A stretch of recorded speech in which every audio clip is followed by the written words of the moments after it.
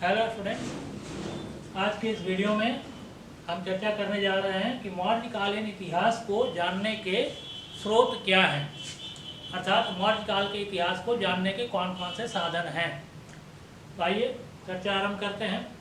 तो मौर्य साम्राज्य प्राचीन भारत का प्रथम और सर्वाधिक विशाल साम्राज्य था। इस साम्राज्य की स्थापना काल से ही भारत के प्राचीन इतिहास की हमें निश्चित कालक्रम की जानकारी मिलनी प्रारंभ होती है।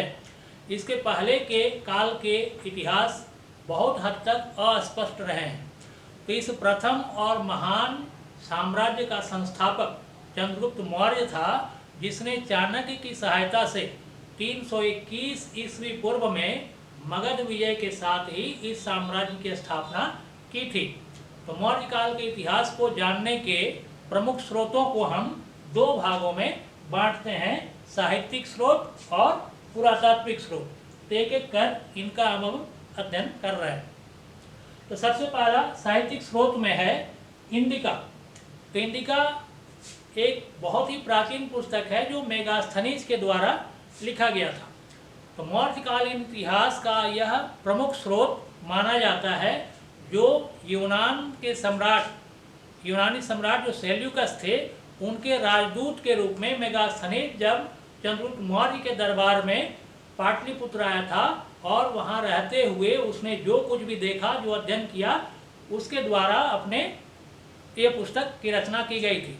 तो वह 302 ईस्वी पूर्व से 298 ईस्वी पूर्व तक मगध में रहा था और मौर्य सम्राटों के विषय में, उनके प्रशासन, तत्कालीन सामाजिक, धार्मिक, आर्थिक आदि दशाओं का वर्णन उसने इस पुस्तक में किया है, जिससे हमें इन सभी चीज़ों की जानकारी प्राप्त होती है।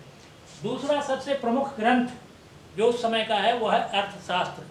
तो अर्थशास्त्र की रचना चाणक्य के द्वारा की गई है। इस ग्रंथ से हमें मौर्य वंश के राजनैतिक दशा और प्रशासन के विषय में बहुत ही महत्वपूर्ण जानकारी मिलती है।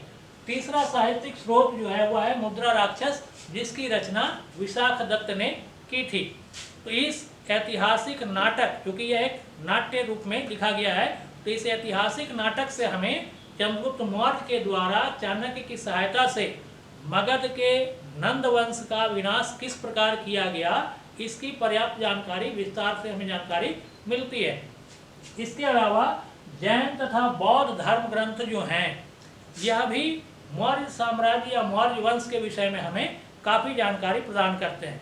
जैसे भद्रबाहु द्वारा रचित कल्पसूत्र हो या फिर हेमचंद्र के द्वारा रचित परिशिष्ट वर्मन, इन धर्म ग्रंथों के अलावा ये जो जैन धर्म ग्रंथ हैं, इनके अलावा दीपवंश, महावंश, दिव्यावदान, दीर्घनिकाय आदि जो बौद्ध धर्म ग्रंथ हैं, इनसे भी हमें मौर्यकालीन शासकों के विषय में अनेक जानकारियाँ मिलती हैं।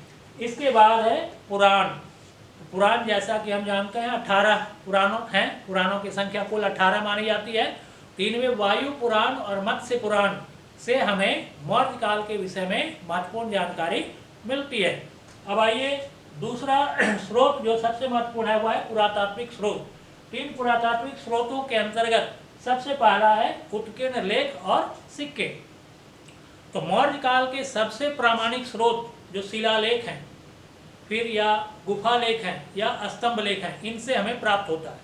जिस प्रकार जूनागढ़ का अभिलेख जो है वह चंद्रगुप्त मौर्य के साम्राज्य विस्तार का प्रामाणिक जानकारी देता है, उसी प्रकार अशोक के अभिलेख तो पूरे भारत में मिलते हैं, जो मौर्य साम्राज्य की विशालता का प्रमाण देते हैं।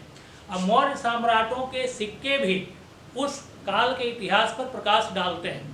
तो इन अभिलेखों में जो भी लेख उत्कीर्ण हैं, उससे हमें तत्कालीन मौर्य शासकों के प्रशासन, धर्म, समाज, उनके कर्तव्य, जनता के कर्तव्य, लिपि, भाषा, साम्राज्य की सीमा और व्यापार आदि की जानकारी मिलती है। अर्थात राजनैतिक, सामाजिक, आर्थिक, धार्मिक हर प्रकार की दशाओं का इनसे हमें जानकारी प्राप्त होता है। दूसरा सबसे महत्वपूर्ण पुरातात्विक स्रोत है भवन और स्मारक। तो मौर्यकालीन भवन और स्मारक भी हमें इनके विषय में पर्याप्त जानकारी प्रदान करते हैं। सांची का जो स्तूप है, भरहुट का जो स्तूप है, सारनाथ का जो अशोक स्तंभ था, पाटलिपुत्र के जो खंडहर जो आज कुम्हरार में हैं, बामियान जो अफगानिस्तान में थे, वहाँ की जो बुद्ध प्रतिमाएं, ये सभी उस समय की संस्कृति पर प्रकाश डालते हैं। तो इस प्रकार से उपरोक्त साहित्यिक और पुरातात्विक स्रोतों से हमें मौर्य काल के इतिहास की विश्वसनीय जानकारी उपलब्ध होती है। तो आज के इस वीडियो में हमने अध्ययन किया कि मौर्यकालीन इतिहास के जानकारी के स्रोत कौन से हैं। अगर ये आपको अच्छा लगा हो तो आप इसे लाइक करें, शेयर करें और सब्सक्राइब करें और हमारे आइकॉन बेल को दबाएं। धन्यवाद। जोहार।